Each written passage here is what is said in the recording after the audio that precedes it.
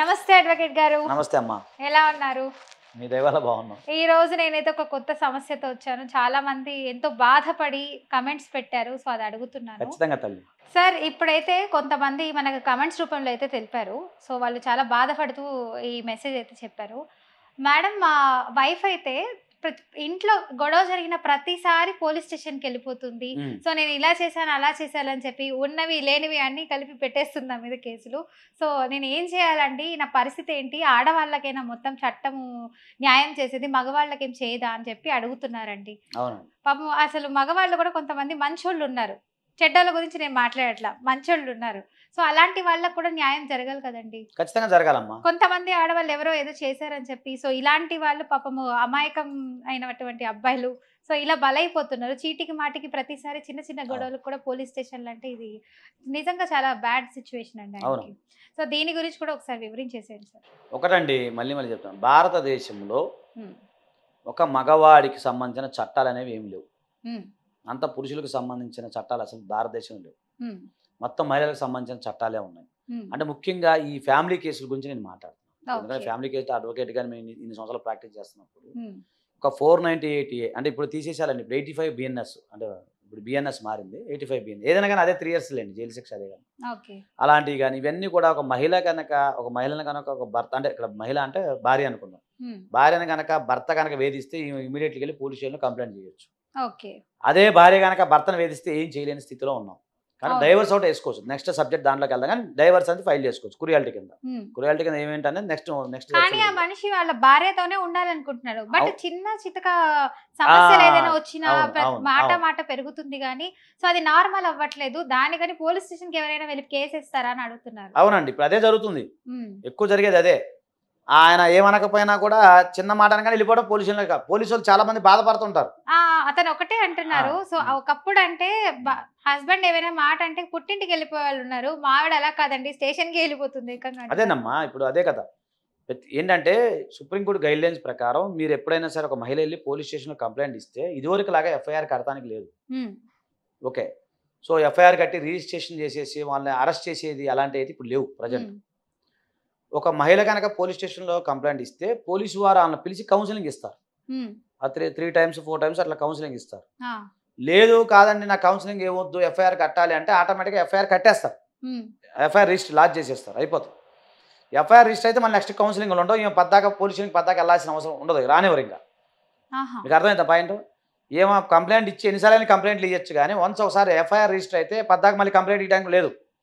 ఆ FIR మీద కోర్టుకి వెళ్ళిపోమని చెప్తారు. ఛార్జ్ షీట్ సరే అది స్టేట్మెంట్లు అన్నీ ఉంటాయిలేండి. స్టేట్మెంట్ ఆ ఛార్జ్ షీట్ కట్టేసి కోర్టుకు పంపించేస్తారు. కోర్టు వారు అది నిర్ణయం తీసుకుంటారు.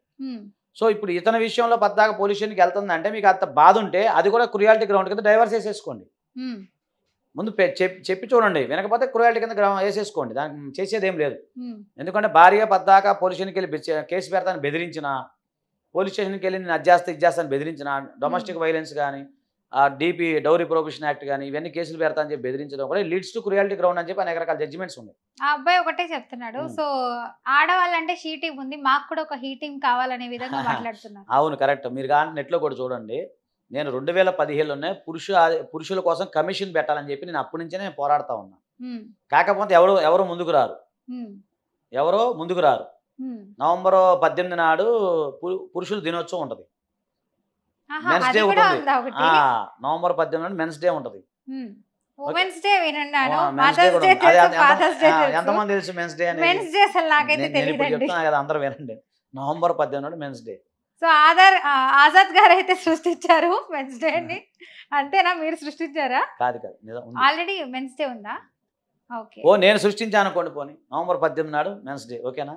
ఇప్పుడు నేను చెప్తున్నా సెలబ్రేట్ చేసుకుందాం, రండి ట్యాంక్ బండ్ దగ్గర రండి, నేను వస్తాను ఆ రోజు. ఇంకా 3 నెలల టైం కామెంట్ వస్తే మంచిదే, చేద్దాం. పురుషులు కూడా హక్కు ఉండాలి, ఒక దినోత్సవం ఉండాలి కదా, తప్పేముంది, రండి చేద్దాం, సెలబ్రేట్ చేద్దాం, ఆ రోజు మాట్లాడుకుందాం. రాముడు కాలం నుంచి చూస్తున్నాం పురుషులు గొప్పవారు. సో అప్పటి నుంచే సో ఎక్కువ స్త్రీలే బలవుతున్నారు. 2025 కదా మేడం, మారిపోయింది కదా, మీరే చెప్తున్నారుగా. అంటే ఇప్పటికి కూడా అబ్బాయిలు కొనసాగుతున్నారు. బట్ ఎక్కడో ఒక కేసు వచ్చిందని చెప్పి ప్రతి ఒక్కరు అలానే మహిళల గురించి నేను ఏమంటున్నానంటే, నన్ను నేను ప్రేమించుకోవడం తప్పు కాదుగా. సో మగవాళ్ళు ప్రేమించుకోవడం తప్పు కాదుగా.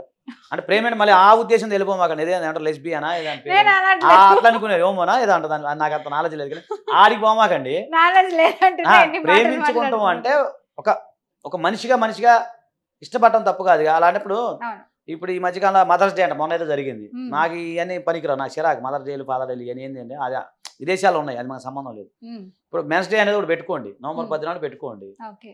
ఒకరు అభిమానించుకుందాం. ఒకరి బాధలు చెప్పుకోవడం తప్పే ఉంది. ఆ జంబలు అక్కడ పంప సినిమా లాగా అది కాదు అక్క అన్నట్టు చెప్పుకుందాం తప్పే ఉందని ఓకే. కాదా? అంతే.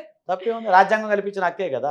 ఉమ్. దాని కాదని మీకు రైట్ లేదు కదా. ఆ, అంబేద్కర్ గారే కదా రాజ్యాంగాన్ని కూడా రాశారు. అదే అన్న ఏదన్నా కానీ అంబేద్కర్ గారు మహానుభావులు అది చెప్తున్నా.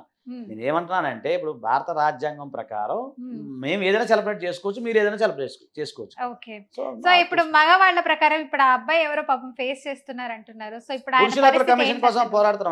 పోరాడుతున్నాము. అది రావాలి. వస్తే అప్పుడు ఆయన బాధ తెలిసింది. ఆహా. ఇప్పుడైతే ఏం చేయలేదు. ఇప్పుడంటే ఇక ఆయన ఈయనైనా ఓర్పుగా నేర్పుగా ఆయన పని ఆయన ఆవిడతో చేసుకుంటాడు. విడిపోవాలంటారు విడిపోవడం కానీ లేదనుకుంటే అబ్బా ఇంత గోల ఎందుకు అనుకుంటే డైవర్స్ అడ్వకేట్ని కలవండి. ఉమ్. డైవర్స్ చేసుకోండి. ఇంతే అంటారా దీనికి ఇంత మార్గం solution? ఏముంటుందండి? ఇంకేం లేదంటారు. మార్గం అయితే ఏం లేదు. ఓకే. సో చూసారు కదండి. సో ఎవరైతే కమెంట్ పెట్టారో సో వాళ్ళకైతే ఇన్ఫర్మేషన్ అయితే అడ్వకేట్ గారు అయితే ఇచ్చేశారు. సో ఇంకా మీరు ఎవరైనా సమస్యలతో బాధపడుతుంటే సో కింద స్క్రోల్ అవుతున్న నంబర్కి కాల్ చేసి సో డీటెయిల్స్ అంతా చెప్పి ఇన్ఫర్మేషన్ సో వాళ్ళతో మాట్లాడి తెలుసుకోండి. లేదండి మేము ఇలా మాట్లాడలేము అని అనుకునే వాళ్ళు కమెంట్ రూపంలో తెలియజేయండి. సో దీని గురించి ఇంకొక ఎపిసోడ్లో అయితే మాట్లాడడం జరుగుతుంది. థ్యాంక్ యూ అండి. అలాగే Thank you, అమ్మా. చూస్తుండండి BRK news. Thank you sir.